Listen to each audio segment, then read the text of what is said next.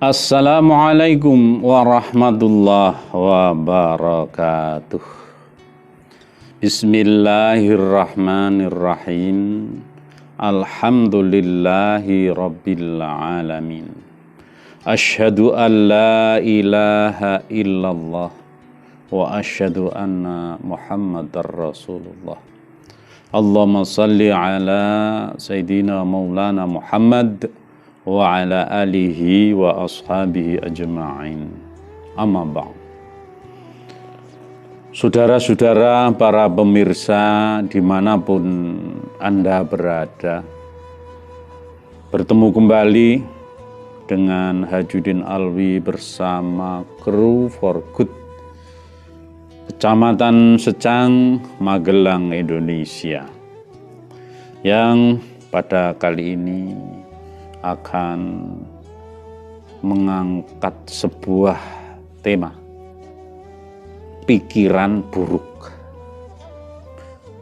Saudara, tatkala seseorang berdiam diri, apalagi sedang sendiri, sebetulnya ada kemungkinan ada hal yang tetap berputar, berkhayal, melamun, atau mereka-reka serbaneka. Hal tersebut hakikatnya tidak produktif. Meski sering dikatakan sedang menyusun rencana dengan berbagai hal yang ada di kepala, tetapi jika tidak dieksekusi, semuanya menjadi pikiran sia-sia.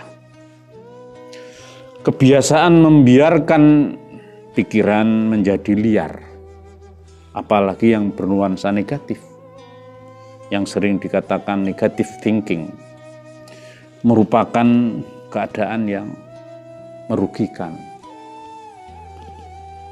Bahkan sering pikiran buruk ini terbawa di dalam sholat. Selesai takbiratul ihram, isi kepala ini kemana-mana, apalagi menjadi makmum yang hanya mendengarkan imam, tidak berkonsentrasi kepada bacaan, tapi pikirannya jauh,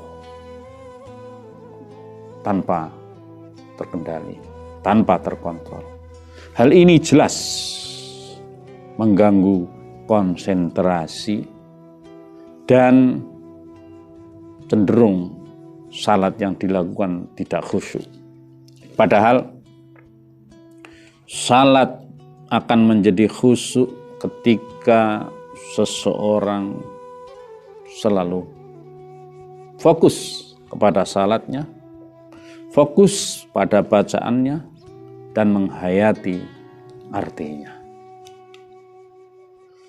Nabi Muhammad SAW dalam sebuah hadis yang diriwayatkan oleh Bukhari menyatakan, ala wa inna fil jasadi mudghah idza salahat salahal jasadu kulluhu wa idza fasadat fasadal jasadu kulluhu ala wahiyal qalb. Ketahuilah bahwa di dalam jasad itu ada sebuah gumpalan daging. Kalau gumpalan itu baik, maka akan baik seluruh tubuh, fisik, pikiran. Sebaliknya jika gumpalan itu buruk, maka akan buruklah jasad lahir batinnya. Ketahuilah bahwa mudghah itu adalah qalbu. Saudara, hati merupakan pengendali fikir, merupakan penyemangat, motivator, dan merupakan titik awal tingkah laku seseorang, baik dalam ucapan maupun tindakan. Maka apabila yang dipelihara itu adalah hal-hal yang buruk, dipastikan akan muncul hal-hal yang tidak baik. Contoh sederhana, ketika kita berkendara tiba-tiba diselip dari sebelah kiri, kemudian siksa, dan membuat kita terkejut, pikiran buruk yang barangkali muncul adalah mengumpat, mengejar, kalau tidak paling mengatakan muga-muga disamber bledek, atau itu sebuah doa buruk. Padahal saudara sekalian, doa yang buruk itu diumpamakan Nabi seperti meludah ke atas, sehingga ludahnya akan terpercik kembali ke wajah sendiri. Maka hindarkan hal ini. Seemosi apapun, mari kita kontrol, kita kendalikan, supaya menjadi jiwa kita stabil, apalagi itu dalam perjalanan. Membutuhkan hati yang tenang, konsentrasi, dan fokusnya pikiran demi keselamatan. Dalam hal lain, barangkali ketika kita berselisih dengan orang lain, mendapat cacian atau cercaan, seusai dari hal tersebut biasanya kita timbul pikiran-pikiran sakit hati, lalu dimunculkan rangkaian rencana, agenda yang berwujud ancaman atau menginginkan tindakan balasan. 1 jam, 2 jam berikutnya, atau bahkan berhari-hari pikiran kita dijejali oleh tindakan-tindakan yang tidak baik itu dalam sebatas pemikiran. Kalau ternyata pada akhirnya tidak bisa berdaya apa-apa, biasanya rancangan-rancangan itu hanya berputar-putar di kepala. Akibatnya apa?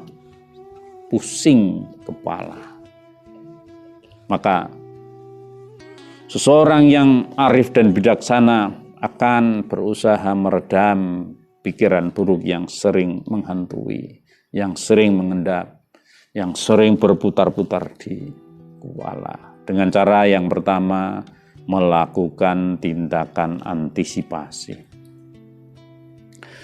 Pikiran buruk, apalagi dibiarkan bertumpuk-tumpuk, jelas menggerogoti pikiran, merugikan fisik, psikis kita. Orang yang sering memiliki pikiran buruk, biasanya wajahnya menjadi kusam, tampilannya tidak bergairah, tidak punya semangat, bahkan tubuh bisa menjadi kurus. Hal ini mungkin disebabkan karena nafsu makan berkurang. Pikirannya mendapat tekanan-tekanan oleh pikiran sendiri. Akhirnya energinya terkuras. Nutrisi yang masuk ke dalam tubuh tidak dapat terserap dengan sempurna. Yang terjadi kerugian pada badan. Secara psikis, orang yang memiliki pikiran buruk sensitif, mudah tersinggung, dan orang demikian banyak mengeluh, akibatnya sulit untuk bahagia. Saudara, sering kita mendengar ketika orang tuanya sering jatuh sakit, maka anaknya sering memberikan nasihat. Mulane bapak ibu kuwi aja kakean pikiran. Artinya, jangan banyak mengendap pikiran. Hal itu bisa menyebabkan seseorang jatuh sakit. Oleh karena itu, hal yang merugikan secara jasmani rohani tersebut, supaya kita tidak dirugikan, hindarilah pikiran buruk. Yang kedua, program netralisasi. Apabila terlintas benih pikiran buruk di dalam diri kita, maka langkah pendinginannya adalah dengan beristighfar. Astagfirullah. Selanjutnya, lakukan program netralisasi pikiran dengan mengubah tegangan tinggi menjadi setel kendu. Kalau kita kembali kepada contoh di atas ketika kita berkendara dan diselip orang lain, maka untuk menetralisir keadaan, kita bisa berpikir, bisa melintaskan goresan jiwa kita dengan mengatakan barangkali orang tersebut tergesa, atau memang kondisi jalan berdesak-desakan. Dengan contoh lain, kalau suatu saat kita direndahkan, dilecehkan, atau bahkan dihinakan, dimarahi oleh orang lain, atasan, suami, istri, atau siapapun, maka kita jangan serta-merta, jangan sekonyong-konyong merespon secara emosional, lalu mengembangkan pikiran-pikiran yang buruk. Jangan. Tapi adakan jeda untuk tidak mereaksi secara spontan. Lalu pikirkan, karena pikir dahulu pendapatan, sesal kemudian tiada berguna. Kalau kita terlanjur emosi, maka penyesalan kadang-kadang sulit dihapuskan. Oleh karena itu, saudara, dengan mengambil hikmah dari apa yang dihinakan, direndahkan kepada kita, dengan pikiran-pikiran yang baik, sikap yang arif, dengan merenungi kebaikan, maka insya Allah kita akan selalu berada pada aura yang positif. Hal itu bermanfaat daripada terkena mamporot. Maka saudara-saudara sekalian, jika kita sedang dilanda pikiran buruk tanpa ada jeluntrungnya, tanpa ada ujung pangkalnya, maka netralisirlah dengan mengingat-ingat keajaiban ciptaan Tuhan. Bagaimana hewan diciptakan, bagaimana ikan miliaran di lautan, atau panorama indah, atau pemandangan hijau tumbuhan di sekitar kita. Dengan demikian, maka suasana pikir kita menjadi redam, menjadi nyaman.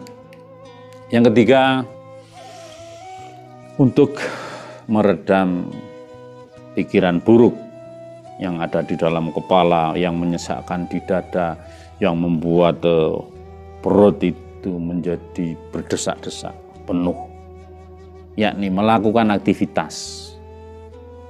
Sebab seseorang yang berdiam diri dengan pikiran buruk yang selalu datang menghampiri, maka sebaiknya jangan berdiam diri, membiarkan alur liar tersebut mengalir tanpa kendali. Carilah aktivitas, lakukan kegiatan substitusi yang bisa dilakukan. Bisa dengan membaca, apapun bacaannya. Bisa dengan melakukan kegiatan hobi yang disenangi. Bisa bersih-bersih perkakas, bersih-bersih rumah, menyapu halaman, atau aktivitas lain yang ringan dan menyenangkan. Maka dengan demikian, pikiran-pikiran buruk yang menekan di kepala, di dada ini, lambat laun akan terhapus dengan sendirinya. Akan menjadi lebih afdal dan bermanfaat dunia akhirat apabila aktivitasnya bernuansa ibadah. Pikiran kacau, pikiran berdesak-desak, ambil air wudhu, duduk menghadap kiblat, baca Al-Quran dengan sungguh-sungguh, dengan penuh penghayatan. Apabila pikiran buruk melanda, lalu tiba-tiba terdengar adzan, bangkitlah. Segera berjalan ke masjid. Maka langkah kita akan menjadi ringan dan pikiran itu menjadi hilang. Salah satu persiapan ketika sholat, yakni menghilangkan pikiran-pikiran buruk yang ada di kepala. Jangan lupa, sholat adalah menghadap kepada Yang Maha Kuasa. Maka bersihkan kepala kita dari pikiran-pikiran buruk. Saudara pemirsa yang mudah-mudahan dirahmati Allah Subhanahu wa Ta'ala, pikiran buruk memang kadang sulit dilepaskan dari putaran-putaran keinginan-keinginan. Dia mengikuti terus, membuntuti, sulit dihentikan. Dan kadang-kadang kita juga asik dibuat terperdaya olehnya. Padahal pastilah